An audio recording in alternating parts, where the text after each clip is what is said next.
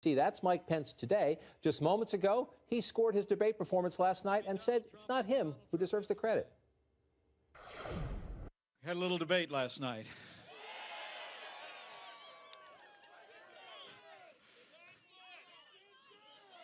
It was at Longwood University, and I was humbled and honored to be there. Donald Trump called me late last night from Nevada to congratulate me on the debate. That really meant the world to me. It truly did. Some people think I won.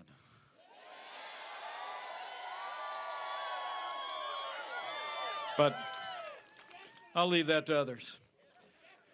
You know, what I can tell you is from where I sat, Donald Trump won the debate. Donald Trump's vision to make America great again won the debate. And when we take that vision to every corner of Virginia and every corner of this great nation. Comes with the job, I guess, right? If you're anybody's running mate, but especially Donald Trump's running mate, to make sure you deflect credit up the chain? He certainly knows what candidate he is running with. Look, I think it is going to be difficult for Donald Trump to look at the reviews of this debate and see that people applauded Mike Pence for having a polished performance, but also being able to drive the conversation to the issues he wanted to talk about, like Hillary Clinton's emails, for instance, in a way that Donald Trump was not prepared or just declined to do when he was on the debate stage with Hillary Clinton. And this is the difference between actually doing debate prep, going through, you know, Mike Pence started in July. He did mock debates. He read the briefing books versus just kind of trying to go through the motions of debate prep and saying that being on the campaign trail is debate prep. Mike Pence was all in, and I think you're going to see Donald Trump's advisors try to nudge him a little bit further down the path of debate prep. But again, this is Donald Trump we're talking about. To that point, the best athletes practice every day. Yeah. You know, they work it every day because you can't. There's Mike Pence, who's a polished debater. He's done this before. He's a good communicator. He realized. Tim Kaine, whose performance is being, reviewed so much, but at least he put into practice. We're told that Hillary Clinton's going to be off the campaign trail for several days to practice. Donald Trump stayed out before the first debate, and Reed, he's going to go to New Hampshire and do a town hall.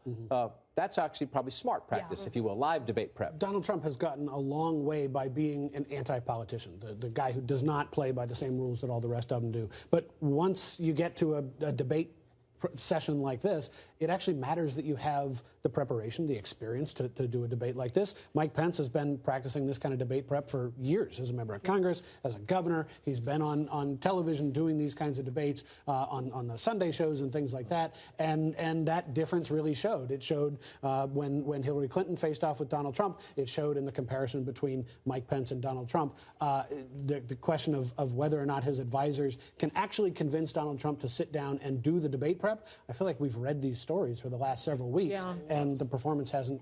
After the stories about that he would stop tweeting, and after the stories that he would stop saying disparaging his things about advisors women. have tried to weigh in a whole bunch of times, and I haven't seen a lot of change. And nobody, of course, is better at nose to the grindstone kind of practicing than Hillary Clinton. The woman does extremely well in these kinds of structured forums where you can rehearse and rehearse and rehearse debates, congressional testimony.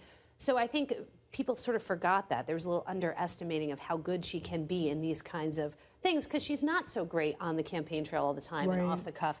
And that came as a surprise, perhaps, to Donald Trump's team in the last debate. They're unlikely to be caught unaware, but she's been doing town halls for decades. Yeah, she was and doing that's them the as thing. First Lady. Yeah. So this is a format she's extremely comfortable in. It's one she actually does reasonably well with. In some ways, she might be better in a town hall than she is even in a debate. And she's been doing town halls even recently. She did one with her daughter. And I think for Donald Trump, how do you practice that sort of all of the things that can come at you But in a normal election year, you would have. In a normal campaign like this, you would have had hundreds of town halls in New Hampshire and Iowa and places like that. And that was not how Donald Trump campaigned in the primaries. He did a little bit of it, but nowhere And he near laid back in the primary debates. He laid back when they got into a lot of policy. I think smartly on his part, because he wasn't prepared to get into the weeds of policy sometimes. So he laid back. But to Sarah's point earlier about Mike Pence being a seasoned debater, when they ask you about apple pie, you bring up Clinton's emails. They ask you about what day is it, you bring up the Clinton Foundation. Here's a moment last night when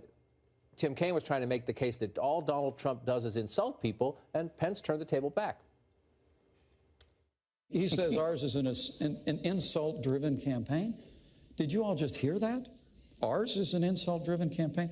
I mean, to be honest with you, if Donald Trump had said all the things that you said he said in the way you said he said them, he still wouldn't have a fraction of the insults that Hillary Clinton leveled when she said that half of our supporters were a basket of deplorables. Now, again, Pence did not specifically defend Trump on a whole lot of things that Trump has said. But at least in that moment there, he tried to get the conversation back on favorable territory for them. Yeah. But there is a risk of overcorrecting here, right? Like one of the things that people are praising about Pence is that he was able to turn the conversation back and go after Hillary Clinton's foundation and emails. Donald Trump, I'm sure, is hearing all that.